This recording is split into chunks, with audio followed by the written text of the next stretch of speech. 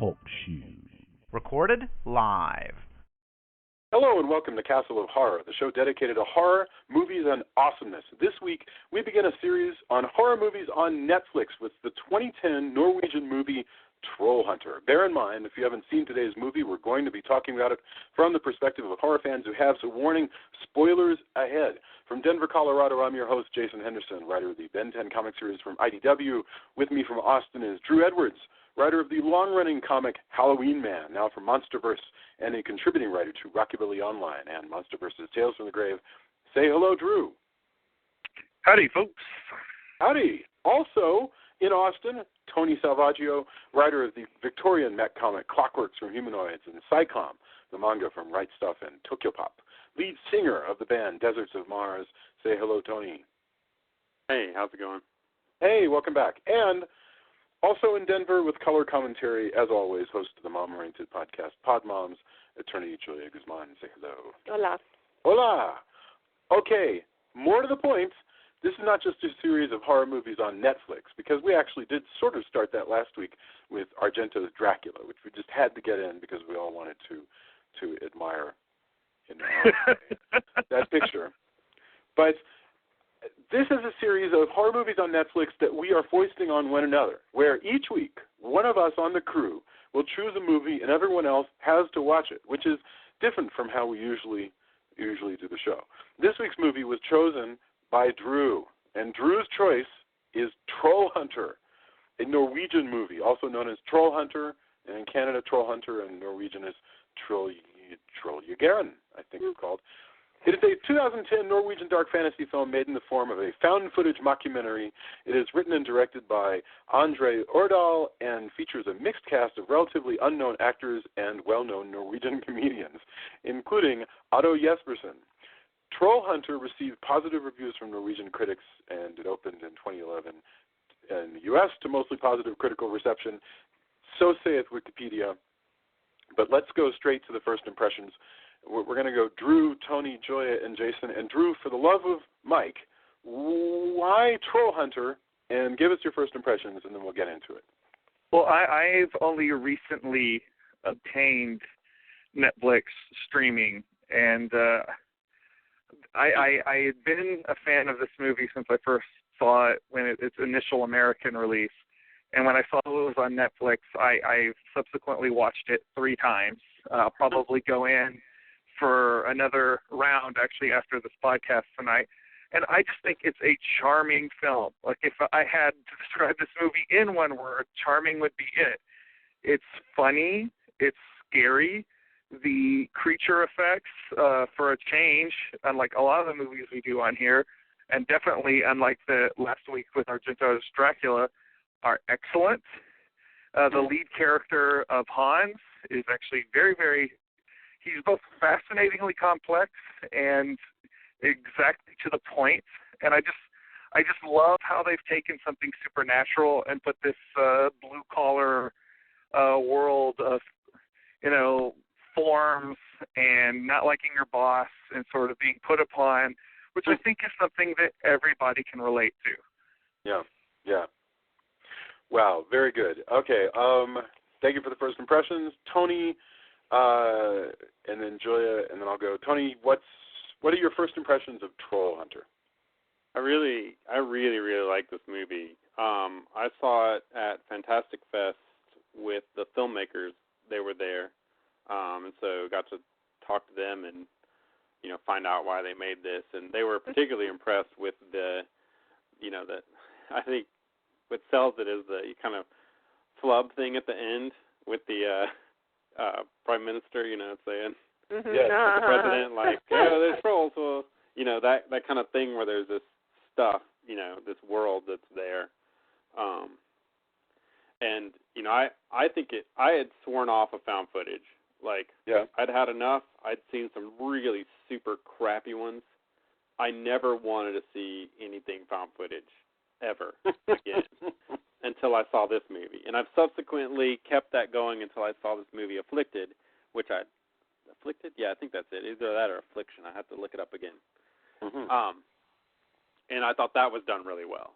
But I thought I would end on a high note with TROLLHUNTer. and that was my thing from, And we're going to talk about found footage as a genre because I'm interested in yeah. But I really, really enjoy the movie. I think there's a lot of stuff there, and I think that, the bits that are there from common, like, troll tales are really, really cool when you see bits, and I'm sure we'll go into it, like, if you read, mythology from the area and, tall tales, that kind of stuff. It's really cool the way they reveal things.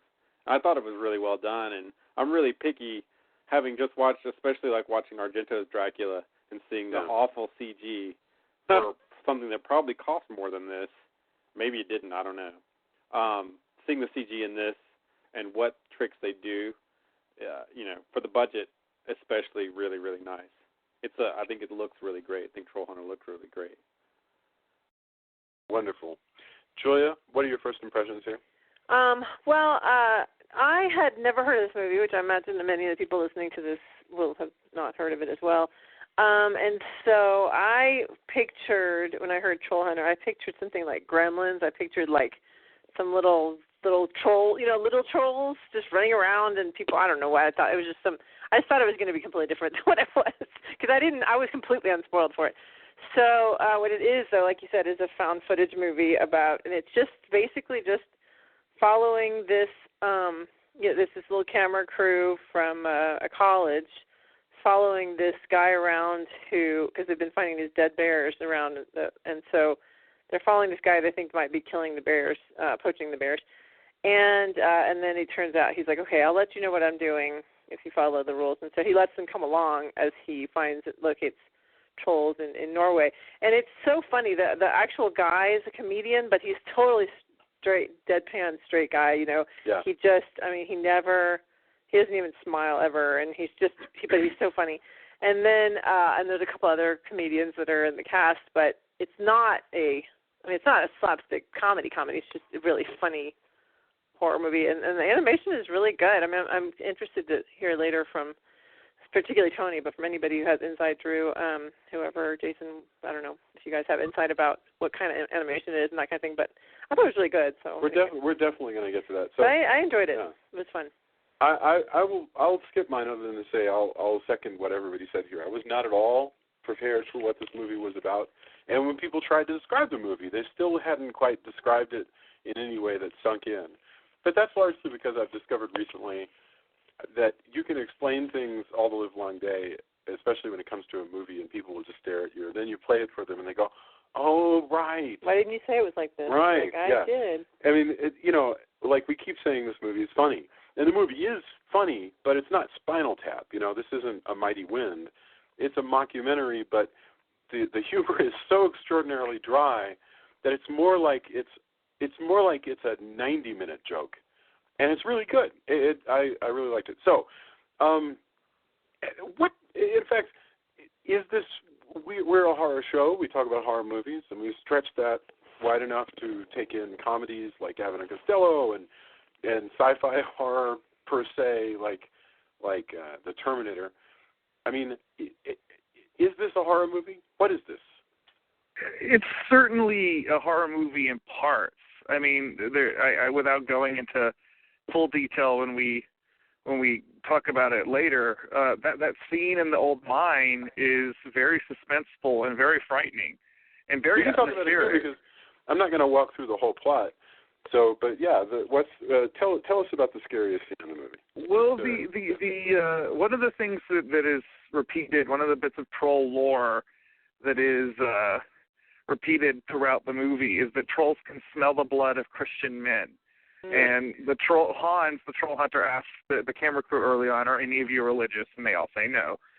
So throughout the movie, they follow them on these various troll hunts, and eventually they end up in the lair of the Mountain Kings in this old mine. And they think that they've all left to go out and hunt.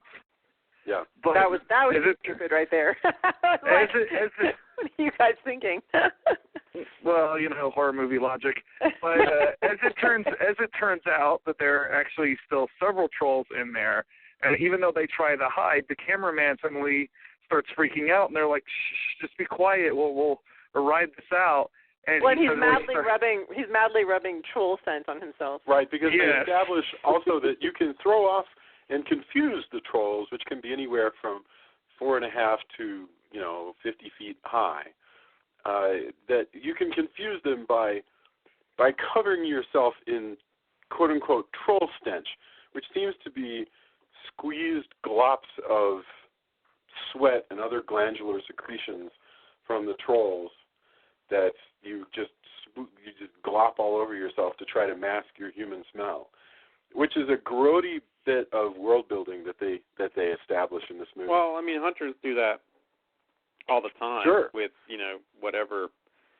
Well, think about bear fishing. Scent, deer scent, I guess you're right. That's a good point. Yeah. That's a similar idea. Okay, so the cameraman suddenly announces that he is in fact actually a Christian and starts praying, which starts attracting these trolls to them, and this whole sequence it's ludicrous. I mean, it's as silly as it sounds, but at this point in the movie, you're absolutely with these characters and you're afraid for them. Yeah. And it leads to them rapidly just running out of this mine, while Hans tries to fend them off with this light gun that he has, because the trolls turn to stone if they're hit with sunlight. Or they blow up. And the Christian guy is the cameraman, so we're seeing it from his perspective as his buddies get away ahead of him, and you see through the camera the troll coming right for him. Oh, it is really terrifying. That's one of those sequences where they're in a freaking cave and waddling monsters are running towards them. And your pulse does quicken, and you're like, get out of there, get out of there. You absolutely want them to try to escape. It actually made me think of a lot of The Descent. I mean, this movie is nowhere near as frightening as The Descent, but it did have that kind of same vibe for that entire sequence. And I haven't seen that movie yet. I have not yet. Oh, seen that's a good one. That's a good one. But this is definitely a horror movie at times. But it also functions as a comedy. It functions as a fantasy movie, and it's not unlike some of the movies we do in this. It's not a splatter movie. I mean, right. it's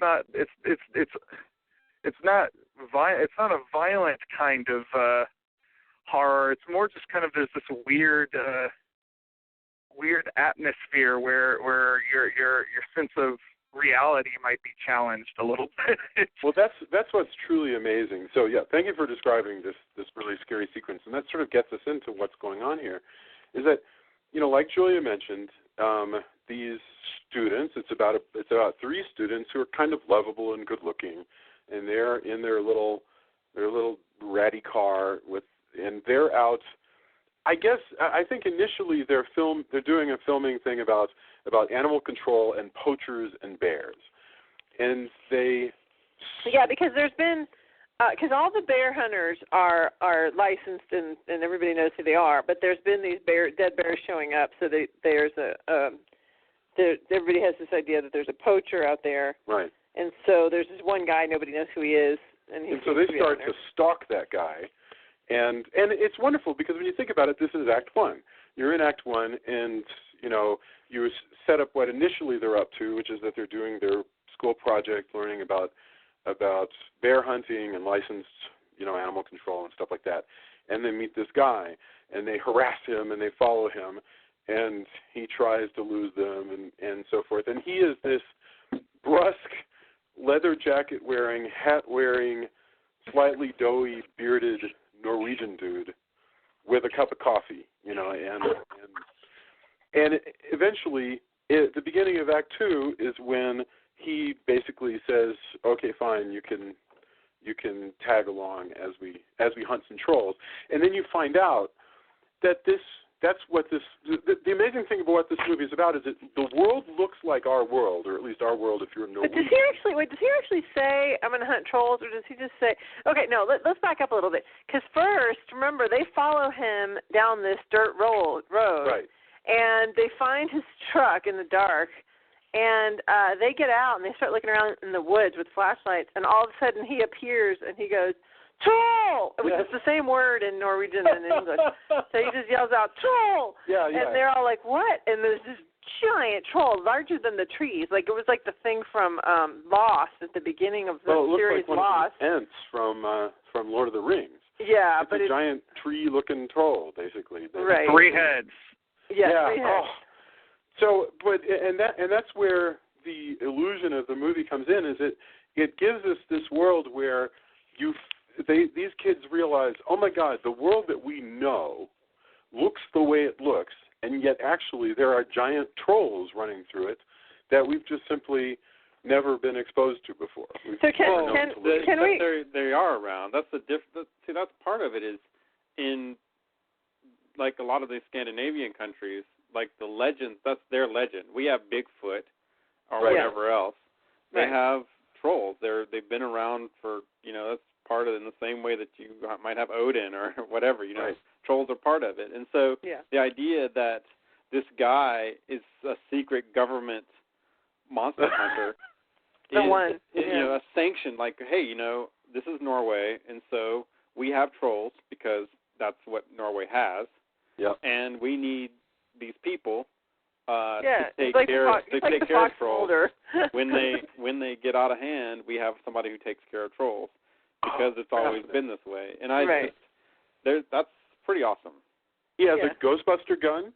The gun that he has to kill the trolls with is, as Drew described, it is a sort of 4-foot-long, rugged, extremely powerful flashlight that sends a blast of extremely bright light. Yeah, UV rays. And he even sleeps with in his van. He sleeps with all these tanning lamps on, where it's like sunblock, so that he doesn't have, so that they don't come near him. I'm curious. I don't know, Jason, if this is an okay time to talk about it, but I'd like to hear from Tony about the animation of these crazy trolls. Well, how they're done. It's CG, of course.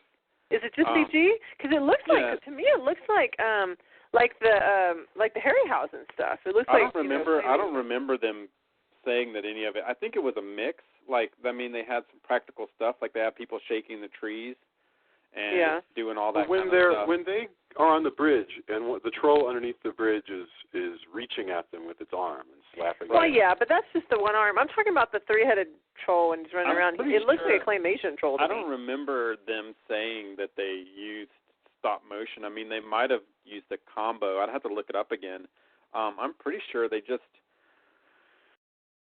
One thing they did that was smart was, they shoot things, they make it so that a lot of it's low light, or it's snowy, or they were just really smart about, if you're strained,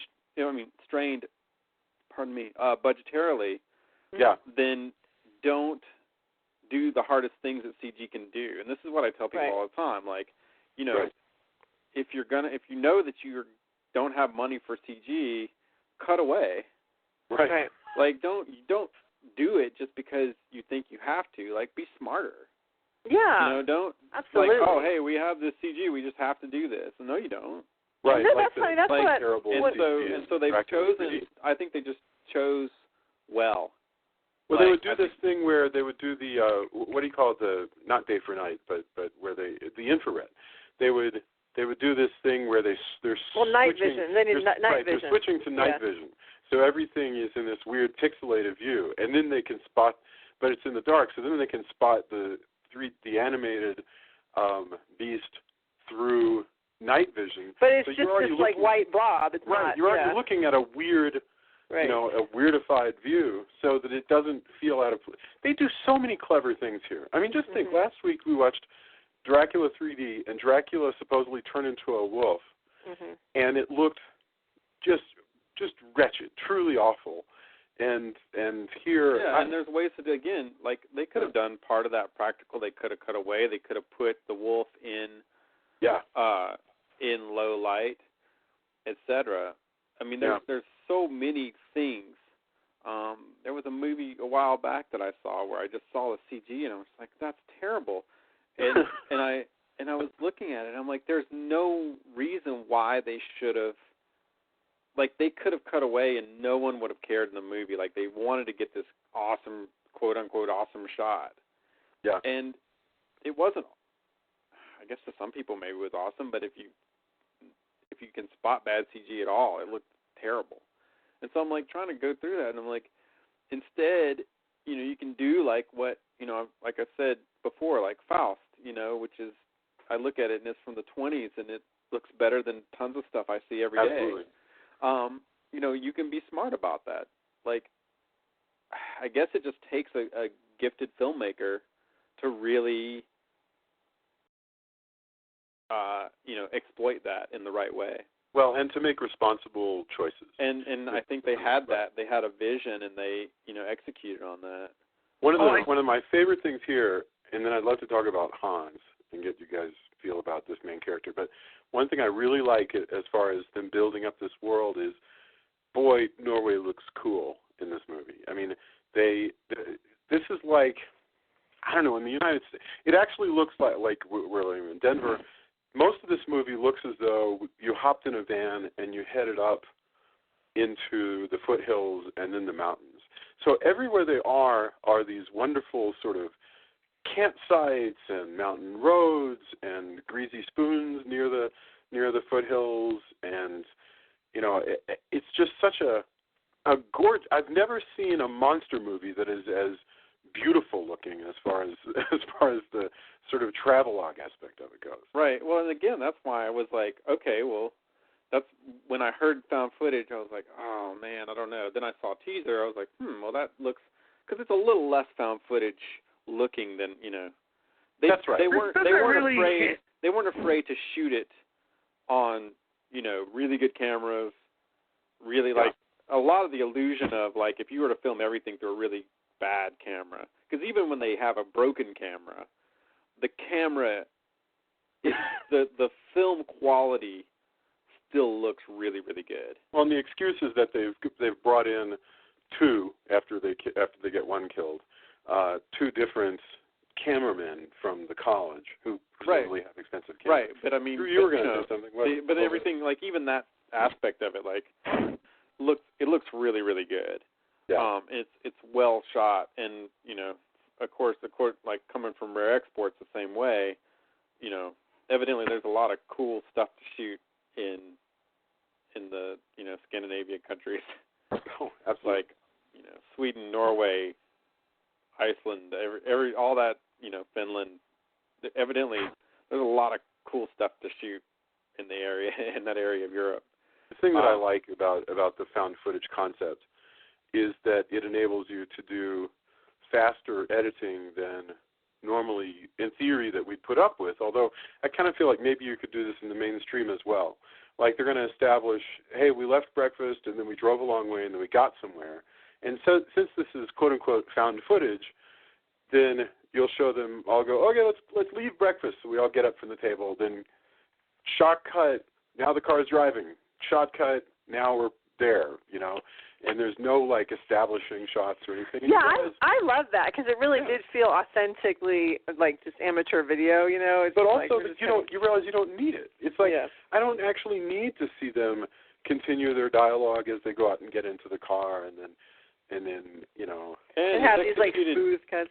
At the same time, I really don't feel like this movie hinges on it being found footage, which is a lot of movies in this sort of genre.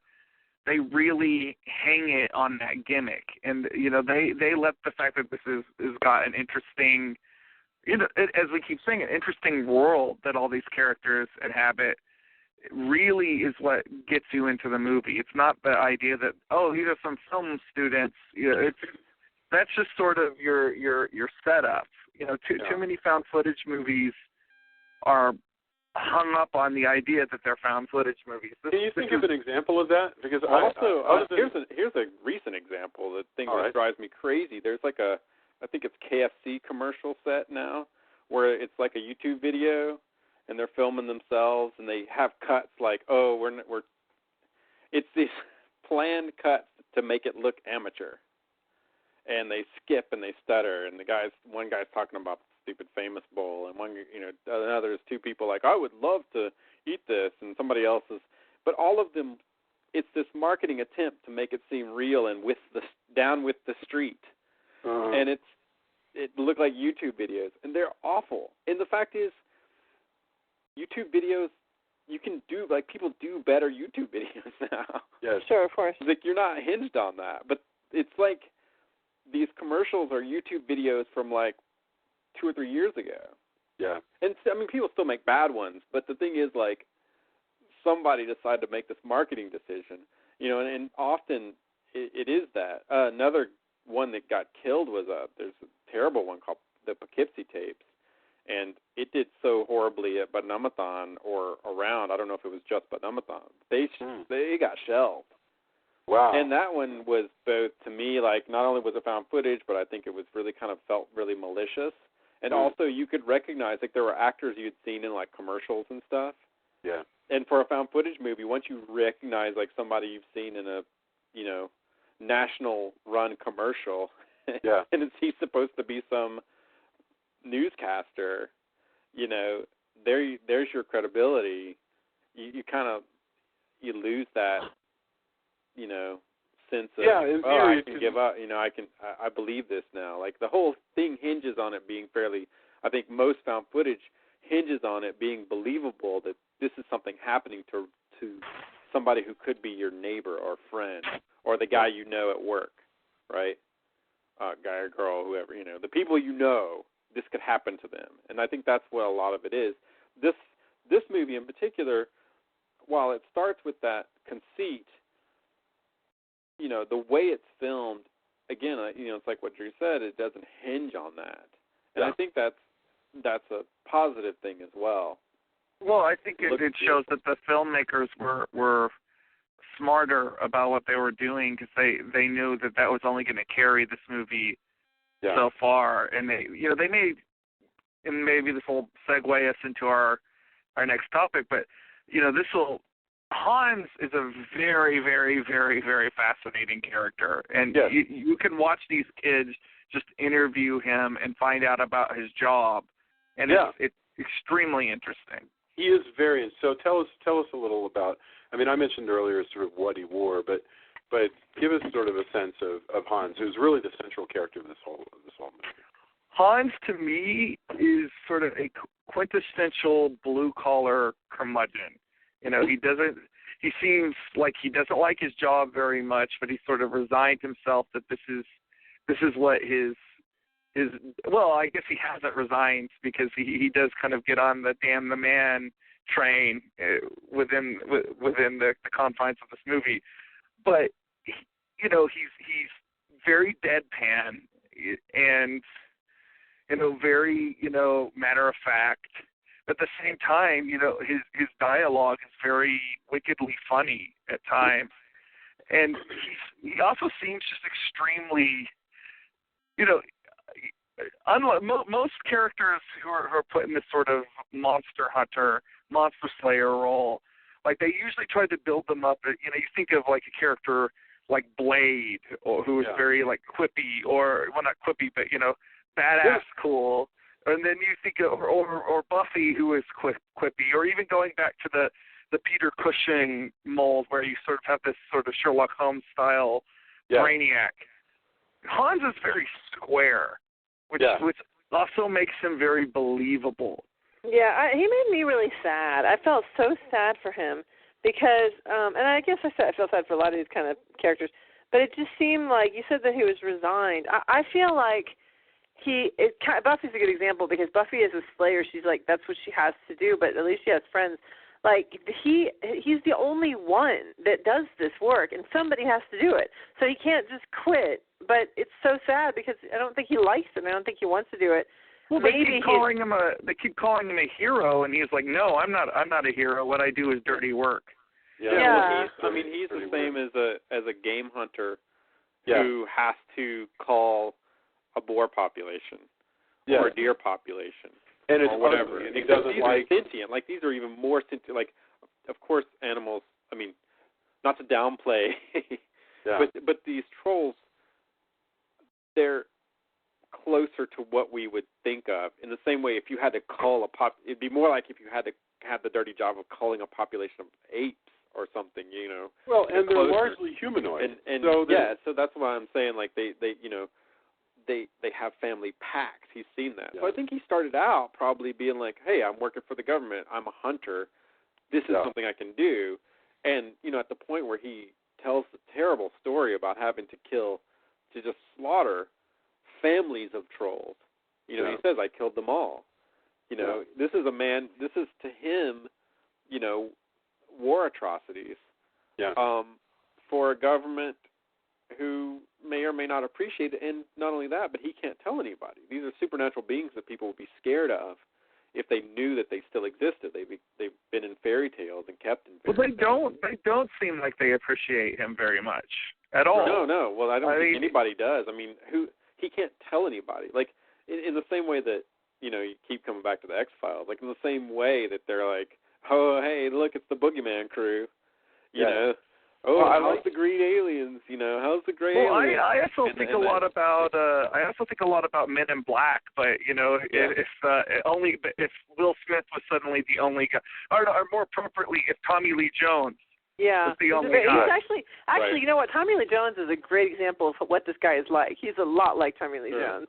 Yeah. Tommy Lee Jones can be so funny, but he never smiles or laughs. Tommy Lee Jones would actually make a really great American. Yeah, and the American. Yeah, you're right. You know, I like his compartmentalization. There's like when, you know, how this guy is not macho or anything in a sense, but at the same time, when he is having to do these things that are extraordinarily dangerous, he reminds me of old timers you'll see occasionally who do like crazy crap around like moving trains. Well, he is macho in the way that hunters are. Like I said, I mean, he's like one of the ultimate. One could imagine that he's hunted bears for a long time, for example. But what I mean is when he says like, "Here, get out of the way. I got to go over there and do this thing," and don't, you know, or when towards the end when he just sort of calmly walks towards his own certain doom. There's never like a dramatic moment. Through all these scenes, there's never a dramatic moment where he stops to sort of, you know, bask in his own glory. He just sort of trods on into these various heroic things. But that's that extremely blue collar sensibility. Like he doesn't. Yeah. They don't have to like show you that he's a badass by giving him sunglasses and like a long coat. Like you know he's a badass because he does badass things. That's right. And he wears, and as far as his personal thing, what he wears, his fashion, his personality, it's completely whatever is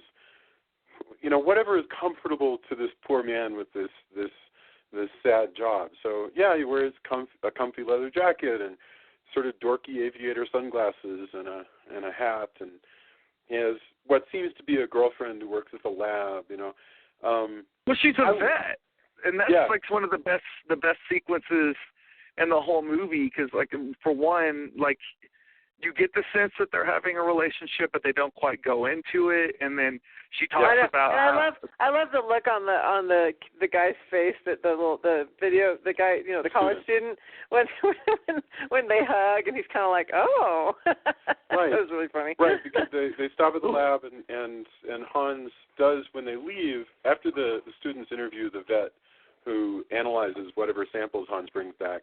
Hans and the vet hug. And she's this sort of, this middle-aged blonde lady and just a regular chemist. You know, these people look like real people, and so they hug, and the student looks at us like, oh wow, so there's a relationship there. So Hans is constantly surprising. It was very much of a John Krasinski The Office kind of look, you know. Yeah. I loved the fact that he has to fill out these stupid forms whenever he slays a troll. So funny. Well, there's this also this veneer of pseudoscience there that, like, even though these are supernatural beings, that they do exist somewhat within the realms of like scientific reasoning. So the vet like explains them how they could possibly such complete. It's all nonsense. It's all just. It's like Drew said earlier about the mind. This is all just but ridiculous. What's cool about it also is it's also rooted in the mythology of the region. But, you know, and the that's same way great. that the trolls are in The Hobbit.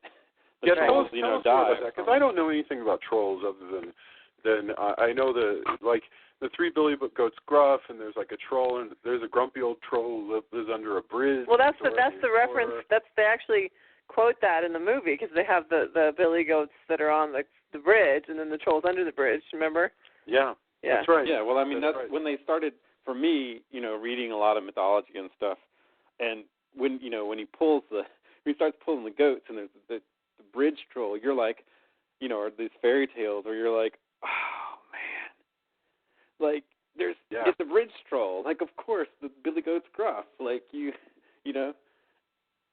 Yeah. No, like, that's true. Just amazing. And there's different ones. He lists all these different kinds of trolls. That there's, I couldn't even begin to list the various ones, but I mean, obviously, I think a chunk of it, some of it's made up, and others is stuff that, not being from the area, I think, I wish I had. As many times I watched this, now I wish I could talk to the filmmakers again and go, hey, well, what's that? What's this troll? Like, how is that?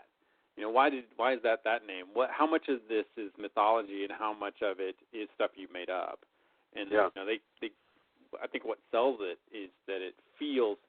That's the other thing is since they've done this, it feels real, and I bet it feels even better or more real if if that's your mythology or your fairy tale. Yeah. Yeah. No, absolutely.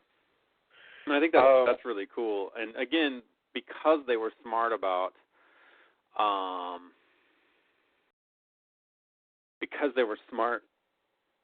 about how they chose their shots and what areas they went to and stuff like that, like the CG, even some of it that's spottier than others looks really good, and it fits with each scene.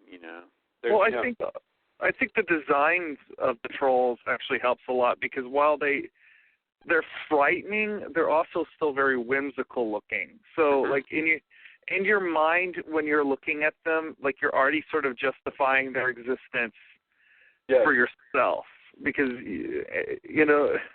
I always feel like that's a good with creature design, particularly with big creatures. Like if it's like a human, like a werewolf or something like that, I think people are more readily willing to accept something that's the size of a human and humanoid in shape, whereas these things are gigantic. And I think that like the Mountain Kings are only seem to be just slightly human sized. But yes, but then when it gets to the one at the end, it's the size of like an AT-AT. And the one at the beginning, like I said, is bigger than the trees. Yeah, that's true. Because they are slightly elevated, like they don't look, they don't dead. Like if you look at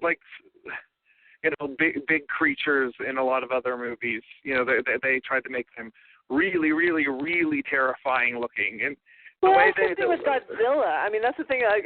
We actually had a wonderful debate on my Facebook wall the other day, the four of us and some other folks, because I said Jason and I were talking about how huge Godzilla is in the new movie, and in some of the other movies. Godzilla's always been way bigger than.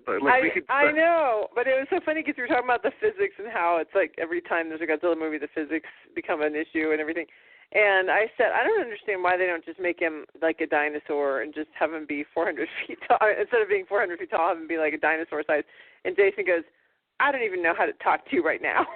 Well, that's just turning into a whole other. That's because Godzilla's not just a dinosaur. I know. Yeah, I mean the difference in that is Godzilla's a typhoon or a hurricane. Right. That's why he's not a dinosaur. And also, dinosaurs aren't. Who was it? Somebody goes. Somebody said it's not. Oh no, there goes. What was it, Jason? My friend Brett goes. It's not. Oh no, there goes the Whole Foods. Whole Foods. Oh no, there goes Tokyo. Right. Okay, but no dinosaur is a analogy for nuclear proliferation. Right, but it's a super dinosaur, and the main thing is it's not. Well, he's a at the end of the day he's a dragon. I mean, They don't call him that, but that's functionally what he is. And any attempts to explain him scientifically is just really just hand waving, and the same thing is going on here. Okay, so Joseph Campbell had a word for that, and he called it concretizing the myth. He said, there's a point in the past where we would just go, hey, there's a giant dragon, okay, and he's coming around. He's called Grendel. And Beowulf is going to go after him. And then, later we got smarter, and so we found the need to, say, there's a giant dragon because a wizard did this, or there's a Superman because the yellow sun does that. And then that's satisfying. But then for a while we just went bonkers with over-explaining stuff. And you get to the point where you're like, there's magic powers because there's midichlorians in the blood. And you finally reach a point where you've sucked all the magic out of something. And one way to not suck the magic out of something is to have scientific explanations that have them be funny, like they are here, or you could just skip it entirely. I mean, I find it tiresome when they're going to, I will be really disappointed if they try to go out of their way to explain the size of Godzilla in the new Godzilla movie. No, because, why should you? Yeah. Anybody who's worried about, put it this way, anybody who's worried about the science, right? Unless the point of the movie is the science of something. Now that gets me too. If they make a movie where they point out scientifically blah blah blah blah blah, and the whole point of the movie is the science of a thing. Yeah, like The Fly or whatever. And then they go, but it doesn't matter because such and such happened. That's annoying because you've kind of violated the rules. But I'm telling you, the people who worry about the science of how tall a Godzilla could be or a Pacific Rim robot or whatever, I don't think that movie's for you. Maybe I think you're right, honey. I don't think that movie is for me. I did not enjoy Pacific Rim for that very reason. I was annoyed at how big. Because I was annoyed at how big they were. Oh my God. This is ridiculous. Oh no. Okay, you're right. There's such a thing as too much explaining, and I feel like TROLLHUNTER gives you just enough. Like the example I always use. Yeah, I agree. About over-explaining something is, I've said this again. I'm a huge Friday the 13th fan, and one of the conceits of the Jason Voorhees character is he can literally just appear out of nowhere, and fans joke about it, and it's sort of like, oh, does he teleport? Does he run really fast? Like, how does he do it? And fans joke about it. But in the remake, since nowadays everything has to be quote unquote grounded in reality, they came up with this ridiculous idea that there are tunnels underneath Camp Crystal Lake, and that is how he is. And it's just like no one who has been watching all the previous Jason movies needed that. Yes. No, where exactly did drowning victim developmentally delayed Jason Voorhees come up with this super Viet Cong concept of tunnels and rat and otherwise I actually kind of liked, I know this is almost blasphemous to say, but otherwise I kind of actually enjoyed that movie, but I thought I never needed that explained. It's a silly explanation anyway. Sometimes you don't ever really question yourself why Batman doesn't break his arms while he's swinging around on those ropes. Like something just doesn't need to be explained. These things just don't bother me. Again, this one in particular is rooted in fairy tales and mythology, and so they, if you've grown up with those as a child, then to say for us, in North America, for example, it would be like, hey, the conceit of this is that Bigfoot is real. Yeah. Whether you believe Bigfoot is real or not, that's that's a collective thing we have. But here's the thing. Right. So they're telling you that thing you knew as a kid, it's not kids' games anymore. This is actually a thing. And once you go past that, again, oftentimes when people try to make it too real, you just want to go look. I mean, Beowulf, for example. Did it matter? There's not a. It's not how real the Grendel is. There's not a, just exposition upon exposition about. And by the way, Grendel was, at gamma rays or whatever. You know what I mean? One example, interestingly enough. I mean, sometimes you can get away with it. For instance, Michael Crichton wrote Eaters of the Dead, and what Eaters of the Dead really is Michael Crichton laying in a hammock and going, "Hey, what if Grendel actually turned out to be the missing link? You know, and that's really what it is. It's like the Vikings go out to hunt these and that's you know, that's cool whatever. too when you explain, like, because that's the conceit of that story, right? They didn't take it's the just story not, it's not and spending go. a lot of time. I mean, I this is one thing that bothered me about Man of Steel, was just the need to sort of make it, I don't know, to try to avoid it being rejected by people who are too literal-minded, which I think is nuts. I think that's crazy because the people, I always go with, you want to get the people who, that's their mythology, right? Let's take Superman. You want to get people in, like, yes, you do have to, like, eventually those people die off or they lose interest or whatever. You know, you want to reboot a franchise, and the reason you want to usually is because you're looking and you're going, you know, this other generation doesn't really speak to them, so let's find something that speaks to them.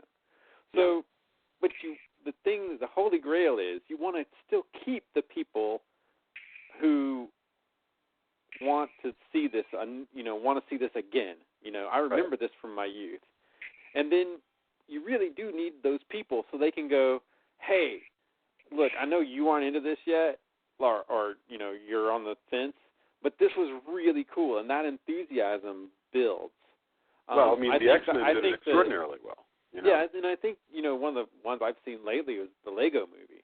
Like, it was perfect because it was, you know, things you enjoyed as a kid. Like, adults can see the Lego movie. Kids will enjoy the Lego movie.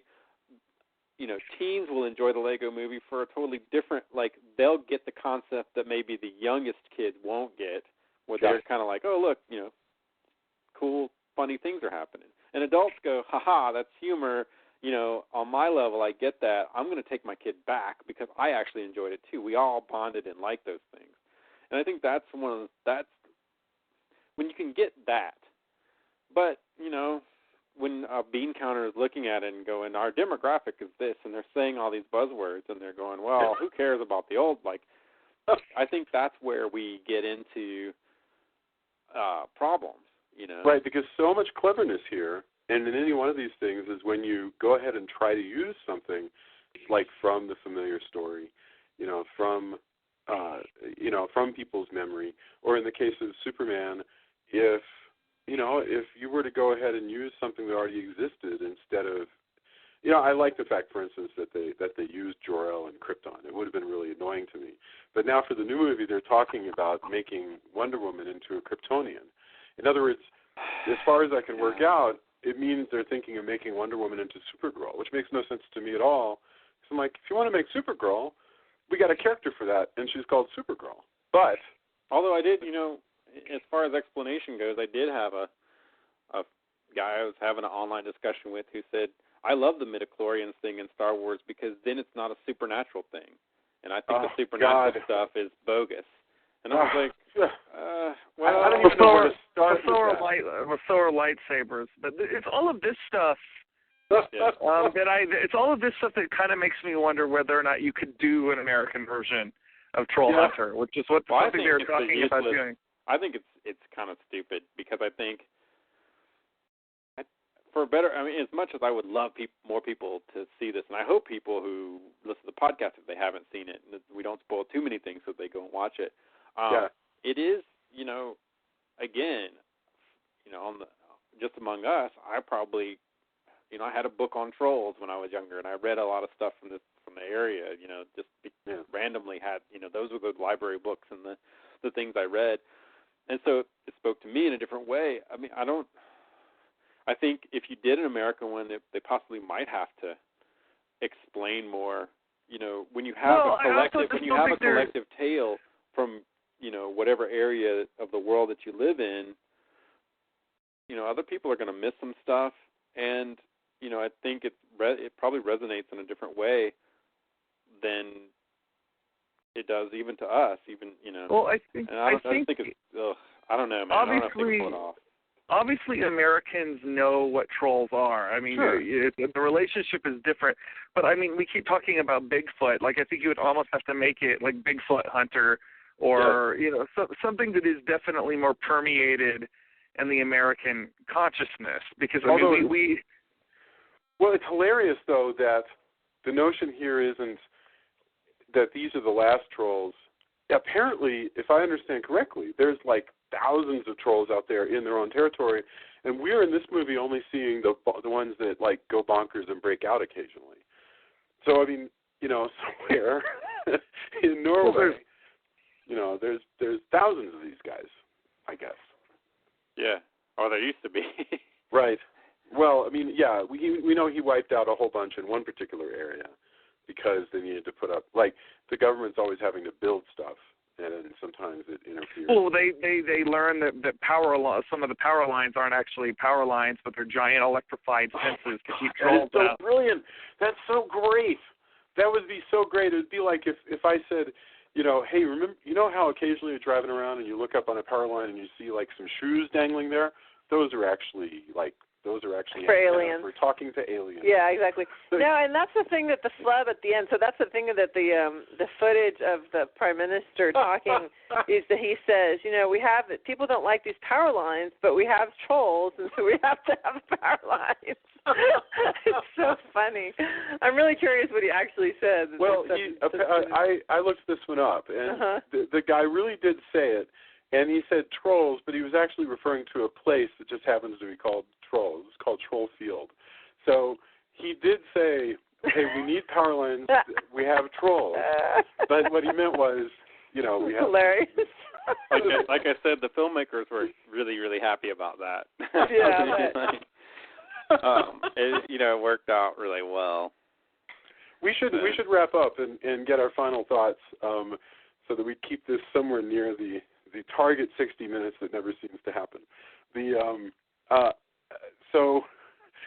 Okay, same direction. Drew, lay it on us, and then Tony, Joy, and I'll go. Again, I just think this is a wonderful movie. It's a great monster movie. It's a great comedy. I really hope if you haven't seen this movie that maybe the podcast will get you to check it out.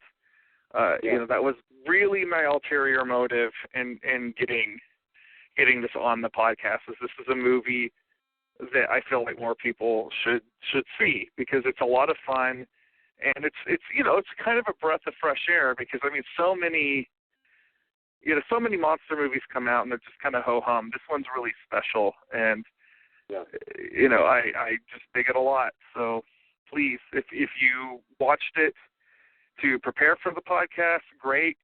If you are going to watch it because of the podcast, double great. But please, either way, if you enjoy it, please encourage friends to watch it because it's on Netflix right now, and it would be a great movie to watch with a group of friends. Outstanding. Tony, did you have any final thoughts on TROLLHUNTER? Yeah, I kind of mirror what. Ever since I saw it at Fantastic Fest, I was pleasantly surprised that I found what I at the time was going to be my final found footage movie. I thought it was extremely well done. It changed my mind about, okay, this is the high point. This is how I'm going to end it as far as watching these movies because I'd just seen so many abysmal ones and I was just tired of it. I think that it's done really well. It's done in a really clever manner. I think it takes a subject matter that is like when you tell people like, hey, these guys hunt trolls. Like they're like trolls, like from fairy tales, and you're like, yeah, just watch it. Possibly, maybe now that there's Once Upon a Time and shows like that on TV, it might be easier for you to go. Once Upon a Time, they're taking the Pinocchio and Snow White and everything, and they're making that real. Maybe now you could see it the same way as when you heard about trolls or the Trolls and the Hobbit, etc. You could kind of sell it, as remember those things from your youth or from fairy tale books. And I think they really hit it out of the park. They didn't decide to just because it's found footage, they didn't make everything look kind of crummy. They chose, hey, we're going to make something look really good, and it's shot better than, sadly to say, a ton of stuff I've seen on Netflix recently when I was just kind of checking stuff out. That's the one cool thing about Instant is you can turn something. I don't feel as bad about turning something off. I'm just really not enjoying it. Although I wish I could have turned off Argento's Dracula. Still, poor Argento. I feel bad because I like his movies, but that one was bad. But so I really I will rattle the cages on this one and shout it from the mountaintop that people should see Troll Hunter. Even if you hate found footage, even if it doesn't sound like your bag, I think this one, I agree with Drew. I think this is something special. Very special. Julia, any well, final and thoughts? it makes you feel smarter because it's a foreign film. I think that's actually why they want to remake it, is because they're like, well, people don't read subtitles. I've actually had people from studios say exactly that, and that's we remake movies. You don't have to. The fact is, I don't remember reading subtitles. I mean, I'm sure I did, but it didn't feel like I was reading subtitles, because it really just is so. You're in the minority, though. I've tried well, that. I've I don't know, because people. there's not so much dialogue. I mean, the whole point is that they're just running around being suspenseful of seeing if they see any trolls. Well, you know this, and I know this. I'm telling you, I've had actual studio people, we've tested this demographic. People in America don't want to read. That's why we are remaking this movie. That's. Well, they're making. You can look it up. People who are that smart then. It's frustrating and annoying, but that's the world we live in. What's amazing to me is you don't have to be a geek to be capable of reading subtitles. That just blows me away. I know that. What are you all talking about? We are an elite breed apart of people who read subtitles. we are a race of supermen and women. That's right. I'd love to see a sequel to this. Actually, I think it'd be really great. I think it's. I disagree. Actually, you wouldn't like to see Fairy Hunter or something. No. No, absolutely not. I think this is one of those, to me personally, a lightning in a bottle kind of thing. I think anything else is going to be derivative, and not to say again. I go with the caveat of any. Because people say that, there's too many zombie movies, etc. If it's good, it will be good. And so maybe I'm backpedaling a little bit. A good version of this would be good. I agree.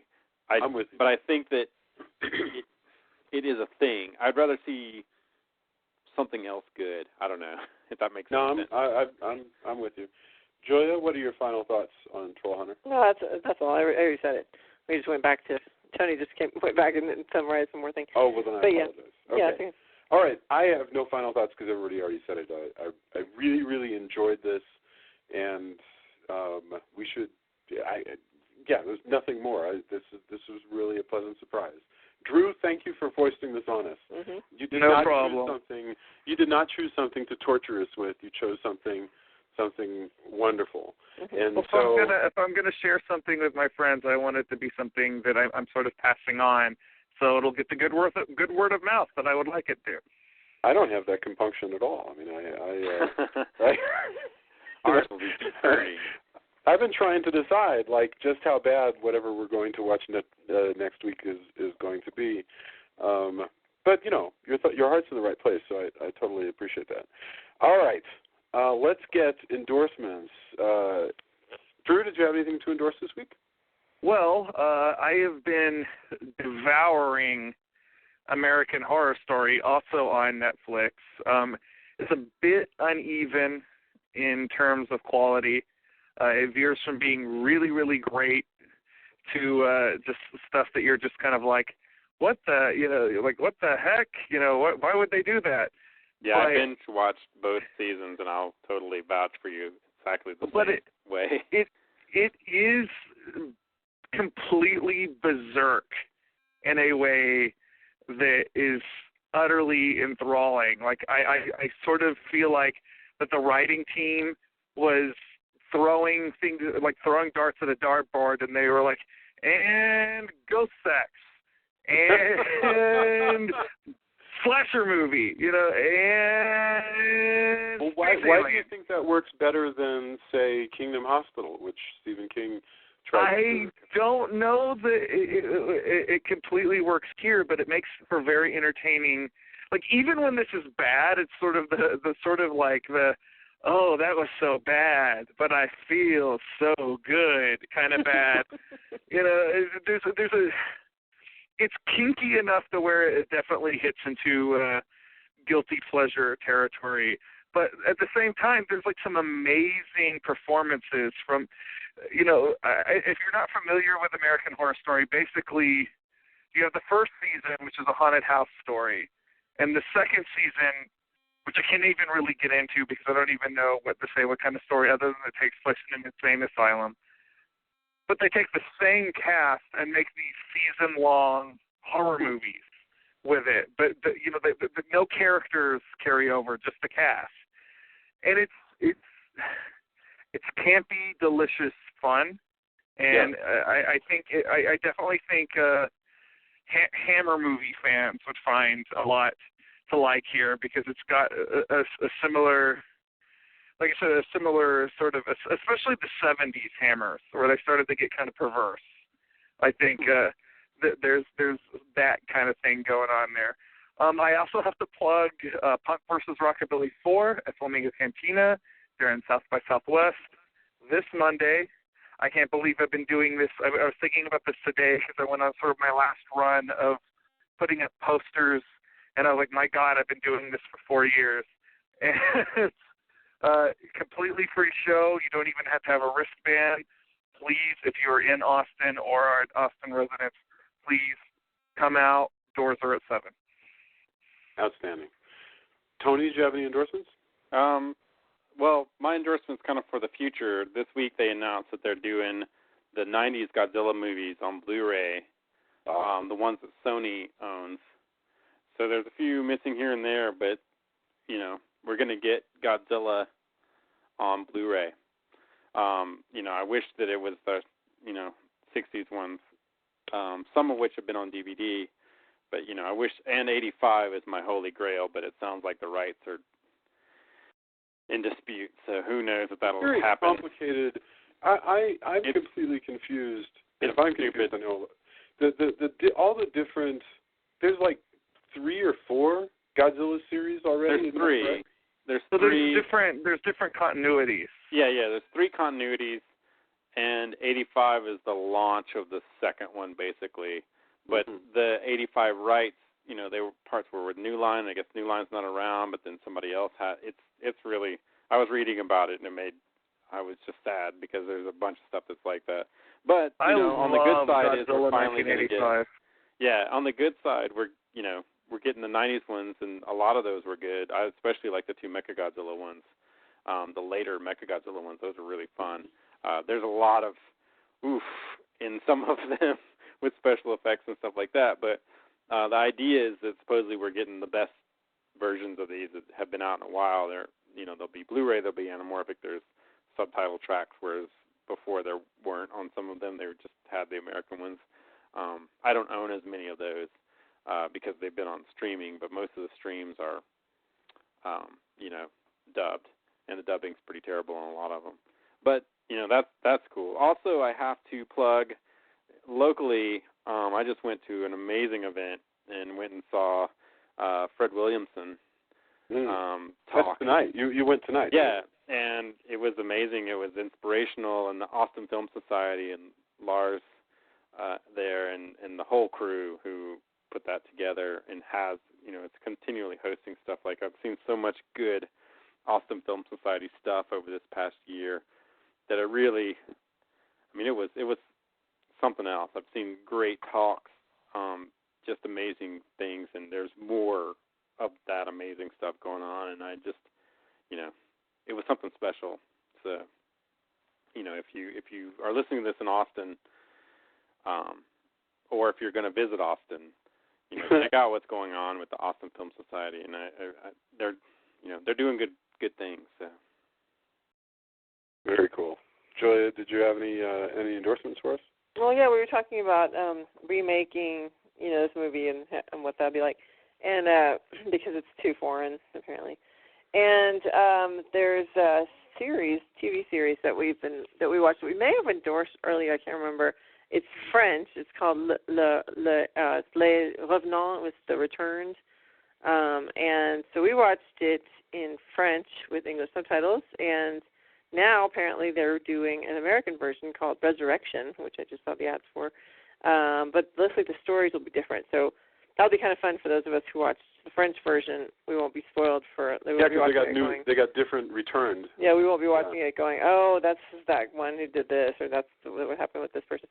So, so I don't know if the new show is worth endorsing, but certainly the old one is, because it's a really great program. It's so good. Yeah, Les Revenants. I don't think it's on Netflix yet, but you can get it on Amazon Prime. So it's there, and it's really good. So my endorsement actually is an ongoing series of films in Denver called the Cruel Winter Horror Film Series. So the first Tuesday of every month, they show at Crash 45, which is an establishment in Denver, they show a classic horror film. So last night they showed Cat's Eye, the 1985 anthology movie. Love that movie. Next month is going to be Tales from the Dark Side, the movie. They showed Motel Hell. They've been showing some crazy stuff, man. And so I'm really impressed with what these guys are doing, and I think it's worth checking out if you're anywhere on this side of the Rocky Mountains. So also, I am reading the funniest book in the world called, and I don't even know this guy personally, but it's brilliant. It's called Interior Desecrations, Hideous Homes from the Horrible 70s by James Lilacs. And it's just a picture book of photographs borrowed from, like Better Homes and Gardens and other magazines and catalogs from the 70s. And he just spends time analyzing the photographs. For instance, I'm looking at a spread where this kid's room is laid out with big, bold colors and giant arrows painted on the walls, which is kind of a familiar motif from the 70s. And he's like, what are these arrows? What are they pointing to? Why are they there?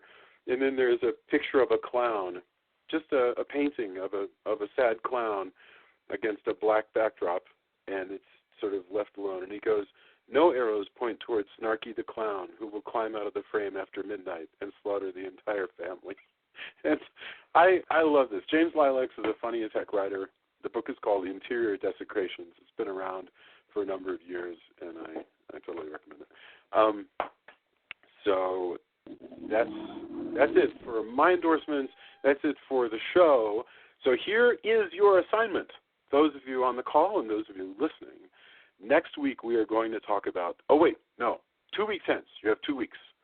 Our next episode is going to be Children of the Corn on Netflix. Children of the Corn. So you're committing to that, are you? I am committing to Children of the Corn, because it was between Children of the Corn and Creepshow 2, and I kind of wanted to talk about Creepshow 2, but I figure we're going to do another Stephen King retrospective soon. We'll probably get back to Creepshow 2. There's some cool things about it. There's some dumb things about it, so I figure we'll save that one. So Children of the Corn, which I haven't seen in many, many moons. Thank you so much for being on. Those of you joining us from Bleeding Cool, hello. It's nice to have new friends. Come by the Facebook page, argue with us, like us on Facebook, leave us a review on iTunes, listen to us on Stitcher while you are running around, and accost random people on the street and tell them to listen to our show. We really appreciate you all, and we'll see you next time. Thanks, guys. Thank you. Bye. Bye.